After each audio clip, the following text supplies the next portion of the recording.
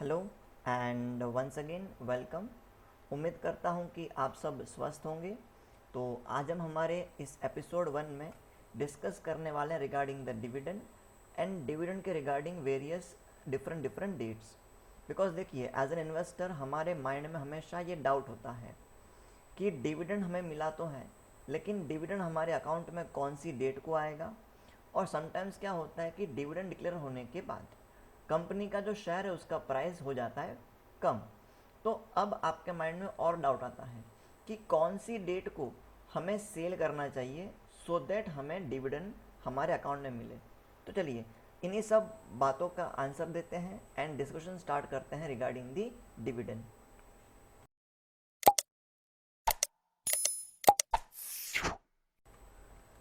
तो देखिए, to begin with सबसे पहले डिविडेंड क्या होता है। तो एकदम सिंपल वर्ड्स में डिविडेंड इज नथिंग बट जो कंपनी को प्रॉफिट हुआ है, इस प्रॉफिट का जो पार्ट कंपनी अपने शेयर होल्डर को डिस्ट्रीब्यूट करता है वो कहलाता है डिविडेंड। एकदम सिंपल। तो मान लेते हैं कि टाटा है और टाटा को किसी एक ईयर में प्रॉफिट हुआ है ₹1000 करोड़ का, और टाटा ने डिसाइड किया कि इसमें से हम क्या करेंगे, ₹200 करोड़ डिस्ट्रीब्यूट कर देंगे हमारे शेयर होल्डर्स को। तो 200 करोड़ आपका हो जाएगा डिविडेंड। एकदम सिंपल। अच्छा, देन उसके बाद डिविडेंड के टाइप्स कितने हैं। तो ब्रॉडली डिविडेंड के दो टाइप हैं, एक होता है इंटरिम डिविडेंड, एक होता है फाइनल डिविडेंड। अब जो इंटरिम डिविडेंड है वो आपको मिलता है फाइनेंशियल ईयर एंड होने से पहले। जैसे कि आप सब इन्वेस्टमेंट करते हो तो आपको पता होगा कि कंपनी अपने फाइनेंशियल स्टेटमेंट्स इंडिया में कंप्लीट करती हैं ऑन 31 मार्च एवरी ईयर। तो 31 मार्च that is financial year and होने से पहले, मतलब फाइनेंशियल स्टेटमेंट्स कंप्लीट करने से पहले जब कंपनी डिविडेंड देता है तो वो कहलाएगा इंटरिम डिविडेंड। तो एकदम सिंपल, ये वो डिविडेंड है जो हमें फाइनेंशियल ईयर एंड होने से पहले मिलता है, ठीक है। और फाइनल डिविडेंड होता है फाइनेंशियल ईयर एंड होने के बाद, है ना, after the end of financial year, ठीक है। ओके, अब हम बात करते हैं कि डिविडेंड के रिगार्डिंग में वेरियस वेरियस डेट्स क्या हैं। तो देखो, सबसे पहले आता है डिविडेंड डिक्लेरेशन डेट। तो सिंपल सी बात है, ये वो डेट है जिस दिन कंपनी डिक्लेयर करता है डिविडेंड, कि कंपनी करता है decide that we are going to pay the dividend of this much of amount. Okay, तो डिविडेंड डिक्लेरेशन डेट ये वो डेट है जिस दिन हम डिसाइड करते हैं कि हमें डिविडेंड देना है। ओके, अब यहाँ से आपके काम का चीज़ चालू होता है। तो अब नेक्स्ट पॉइंट है वो है रिकॉर्ड डेट। अब रिकॉर्ड डेट पता होना बहुत ज़रूरी है। अगर आपको डिविडेंड का अमाउंट आपके बैंक अकाउंट में चाहिए तो इट इज़ नेसेसरी, इम्पॉर्टेंट है कि आप रिकॉर्ड डेट तक क्या करो, उस पर्टिकुलर शेयर्स को हेल्ड करो। कहाँ पे, तो अपने डीमैट अकाउंट में। तो कहने का मतलब यह है कि रिकॉर्ड डेट पे आपके डीमैट अकाउंट में शेयर्स होने चाहिए, तो ही आपको क्या होगा, डिविडेंड मिलेगा। अगर आपने रिकॉर्ड डेट से पहले अगर शेयर्स को कर दिया है सेल तो आपको डिविडेंड नहीं मिलेगा।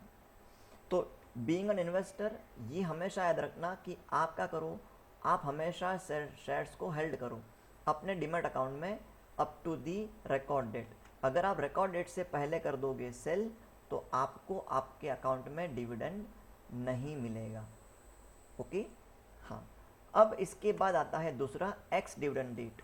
अब देखिए, एक्स डिविडेंड डेट मतलब क्या, तो ये वो डेट है जिस दिन आपको मार्केट में परचेज करना है किसी भी कंपनी का शेयर टू बिकम एलिजिबल। जैसे कि हम मान के चलते हैं कि हमारा रिकॉर्ड डेट था 11 जून,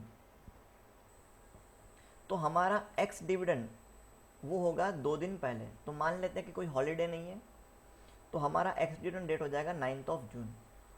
तो 9 जून या उसके पहले आपको कंपनी का डिविडेंड, कंपनी का शेयर परचेज करना होगा। बिकॉज इस दिन परचेज करोगे तब जाके रिकॉर्ड डेट तक शेयर्स आपके डीमैट में ट्रांसफ़र होंगे। क्यों, क्योंकि हम फॉलो करते हैं T+2 का साइकिल। T+2 मतलब जिस दिन ट्रांजैक्शन किया उसके 2 दिन के बाद शेयर्स आपके डीमैट में आते हैं। तो यहाँ पे क्या हो जाएगा, रिकॉर्ड डेट अगर 11 जून है तो उसके 2 दिन पहले दैट इज़ 9 जून को आपको परचेज करना ज़रूरी है शेयर। ओके, तो अगर आप 9 जून को परचेस करोगे तब जाके 11 जून को आपके डीमैट अकाउंट में शेयर आएंगे, और 11 को आपके डीमैट अकाउंट में शेयर है तो आपको मिलेगा डिविडेंड। ओके जी। एंड लास्ट आपका है डिविडेंड पेमेंट डेट।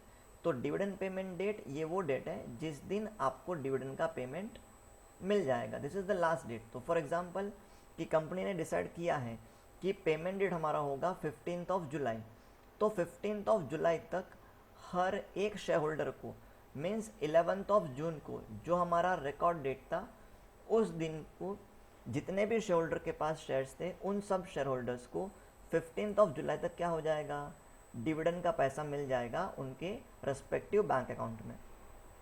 ओके ठीक है।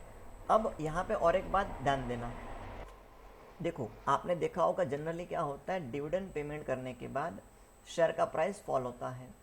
तो फॉर एग्जांपल कंपनी ने डिविडेंड डिक्लेयर किया और अब क्या होना स्टार्ट हुआ, तो 11 जून से जो हमारा शेयर था उसका प्राइस फॉल हो रहा है, तो आप 11 जून के बाद सेल कर सकते हो।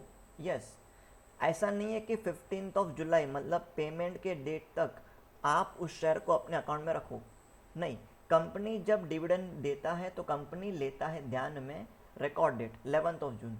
तो 11 जून तक मतलब कि रिकॉर्ड डेट तक आपको शेयर हेल्ड करना ज़रूरी है। उसके बाद अगर आपको लगता है प्राइस इज़ फॉलिंग एंड अगर इसमें मुझे प्रॉफिट नहीं दिखता तो मैं मेरे शेयर को सेल भी कर सकता हूँ। तो आई होप आपको पूरा समझा होगा डिस्कशन। अगर कुछ डाउट है तो आप कमेंट कीजिए, हम आपके डाउट को सॉल्व करने का ट्राई करेंगे।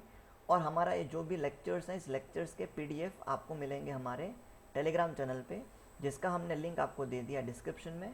चलिए बाय, मिलते हैं आपसे नेक्स्ट लेक्चर में। तब तक के लिए जय हिंद एंड ध्यान रखिए अपना।